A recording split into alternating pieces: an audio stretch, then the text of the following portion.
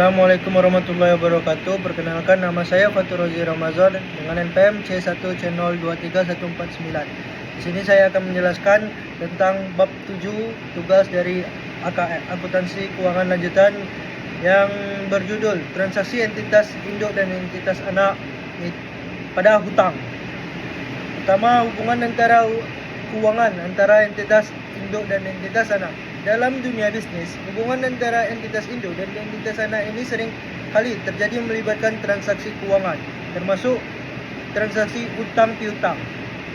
Meski terlihat seperti transaksi perusahaan yang wajar, dalam konteks laporan keuangan konsolidasian, hubungan ini diperlakukan secara berbeda.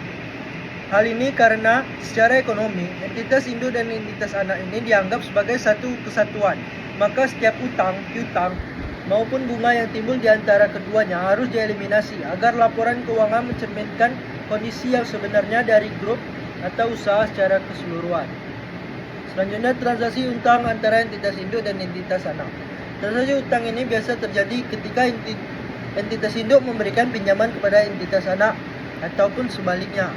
Misalnya, ada satu PTA sebagai entitas induk memiliki 100% saham di PTB. Pada tanggal 1 Juli, PTA memberikan fasilitas kredit pada PTB sebesar 500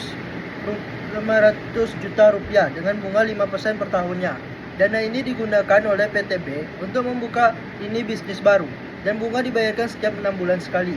Dalam pembukuannya, PTA ini mencatat piutang beserta pendapatan bunga, sedangkan PTB mencatat utang serta beban bunga.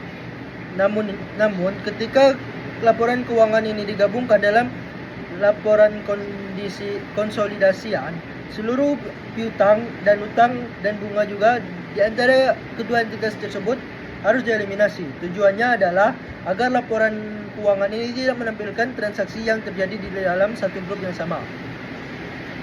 Selanjutnya ada transaksi pembelian obligasi antara entitas induk dan entitas anak.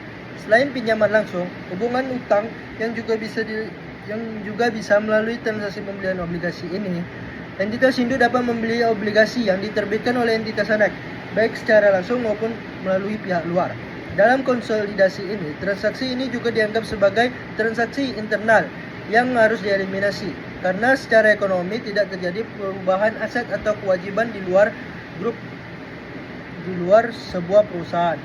Selanjutnya ada pembelian obligasi pada nilai par.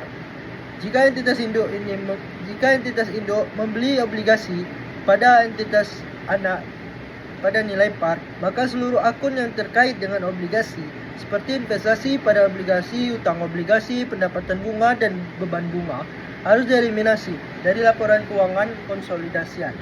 Langkah ini memastikan bahwa laporan konsolidasian ini hanya menampilkan kewajiban dan pendapatan yang benar-benar berasal dari transaksi dengan pihak eksternal, bukan antar entitas grup. Selanjutnya ada pembelian obligasi, bukan pada nilai par. Dalam praktek, obligasi tidak selalu diterbitkan pada nilai nominalnya.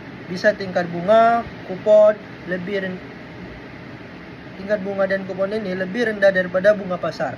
Maka obligasi ini diterbitkan dengan diskon. Sebaliknya, jika bunganya lebih tinggi dari bunga pasar, maka muncul premium. Ketika transaksi semacam ini terjadi antara entitas anak dan entitas induk, maka diskon maupun premium tersebut juga dieliminasi dalam laporan konsolidasian. Tujuannya agar tidak ada nilai keuntungan ataupun kerugian yang muncul dari transaksi internal perusahaan. Selanjutnya ada pembelian obligasi dari pihak non-afiliasi. Ada juga di situasi di mana entitas induk ini membeli obligasi entitas dari anak dari pihak luar. Jika harga pembelian sama dengan nilai tercatat obligasi, maka jurnal eliminasinya sama seperti pembelian langsung. Seluruh akun investasi, utang, bunga, serta diskon ataupun premium ini akan dihapus. Namun, bila harga pembelian berbeda dengan nilai tercatat, maka munculnya keuntungan ataupun kerugian dari penarikan obligasi ini. Jika harga pembelian ini lebih rendah dari nilai tercatat, grup usaha memperoleh keuntungan penarikan obligasi. Dan begitu juga sebaliknya, jika harga pembelian lebih tinggi, maka muncul kerugian yang harus dicatat dalam laporan konsolidasi. Baiklah, cukup sekian. Assalamualaikum warahmatullahi wabarakatuh.